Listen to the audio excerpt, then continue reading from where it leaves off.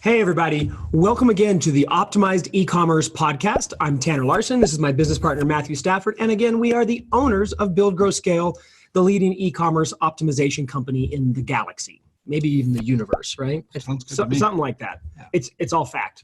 Now, what we're going to cover today, guys, is revenue optimization and how it is the one thing that will set off a chain reaction of awesomeness in your business if you shift your focus to it, all right? Matt and I, a few years ago, decided or figured it out that we kind of coined the term revenue optimization. Before that, we had a whole bunch of stuff we called it, as well as a few cuss words. Yeah, and a lot of people call it conversion rate optimization. Ours is a different variation on that, though, for sure. And the reason why we don't call it conversion rate optimization is because you can game that. So essentially, we could raise your conversion rate. All we'd have to do is lower the price of your product or run a sale. Your conversion rate will go up. But you may not make any money. Right. Yeah. The end goal for what we teach you is how much money that you'll get that you get to keep. Mm-hmm. So we're all about optimizing a store's revenue to make the maximum amount of money for you, the store owner. All right. So let's go ahead and dive into the meat of this episode. So again, Matt and I have done this in the past too, when we were figuring things out and everything, and we're still figuring things out. Not to say we have everything figured out by any means, but when it comes to this, we're pretty darn good at it. Now, everybody seems, and when I'm saying everybody, I mean the thousands of Shopify stores and e-com stores and WooCommerce stores and Magento stores and BigCommerce stores and Lemonade Stand and all these different stores that we come in contact with on a yearly basis. They're all focusing on the wrong stuff, okay? And the reason they're all focusing on it is they're all copycats. They see store A do this, so they copy store A. And then they see, oh, look, Amazon's doing this, so I should do this because Amazon does this. And then they look at Lululemon, or they look at Banana Republic, or they look at all these other big name brand stores and start copying it. And then it gets even worse. They find John Doe, internet marketer guru guy who bought a nice car and he starts talking about videos and they're like, oh, well, look I found his store. He says I should do this. And then they copy that and it just turns into this complete mess, all right? Now, here's the thing.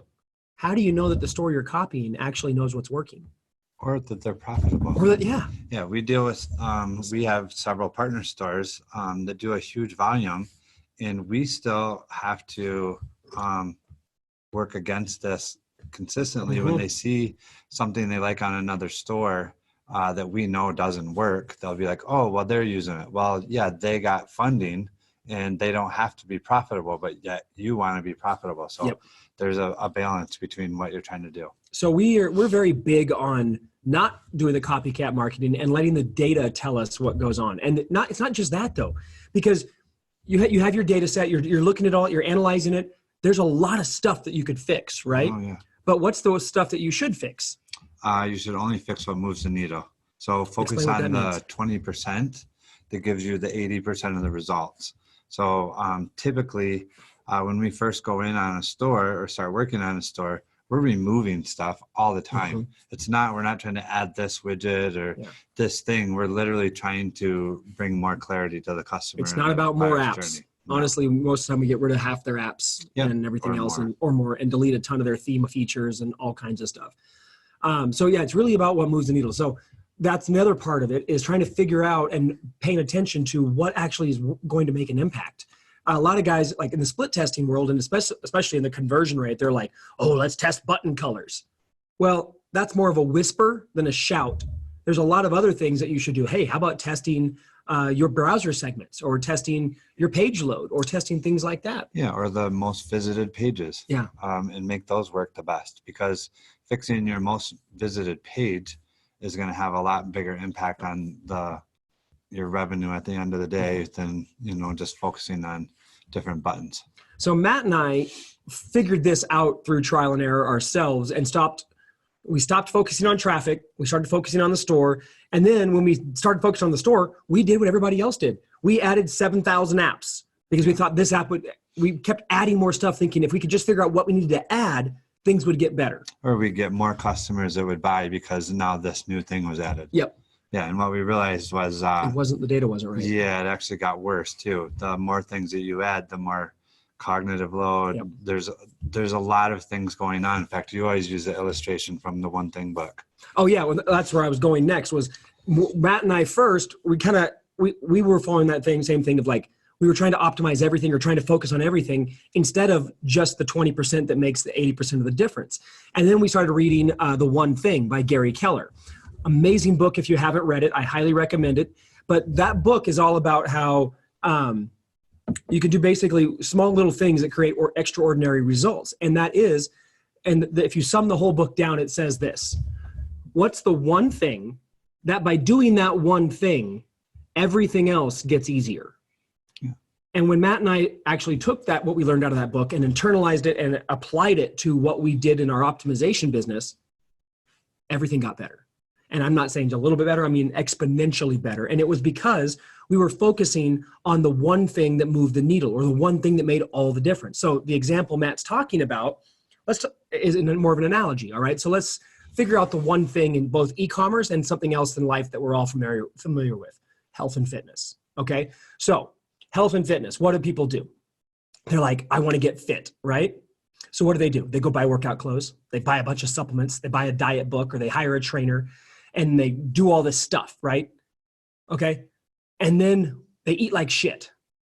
So you can't outwork a bad diet. We all know that, right? But when it comes to all those different things that we do, we buy the different pills, the different workout, we go, if Lululemon doesn't do it, I'll go get Bombshell, or maybe I'll go get the Target line or whatever. Doesn't work. What does work? Diet.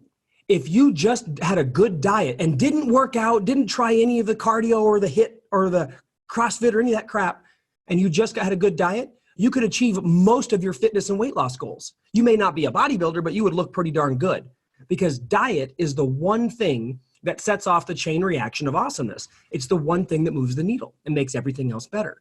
Now in e-commerce, what does everybody do? They go out and they get a new theme. They drop ship. They do print on demand. They buy a traffic course. They buy more apps, 15 more traffic courses. Then they buy a product course, and they say, you know what? This guru didn't know, so I'm going to buy this guru's course.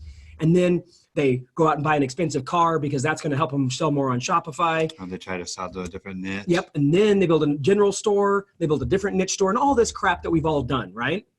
None of that moves the needle.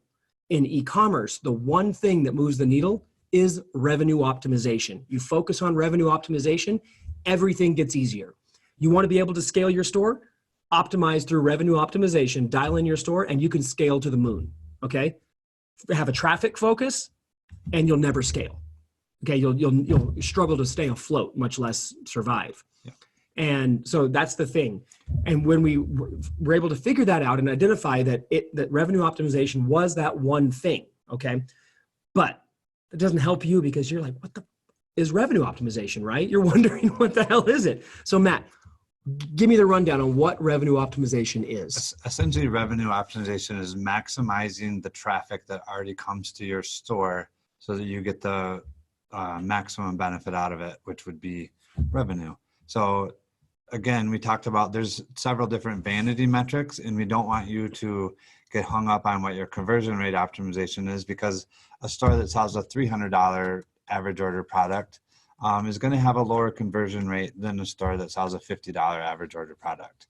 So what we want you to understand is, or have this holistic view of how you view your store, not just traffic. There's plenty of traffic, like we've talked about in the past episodes.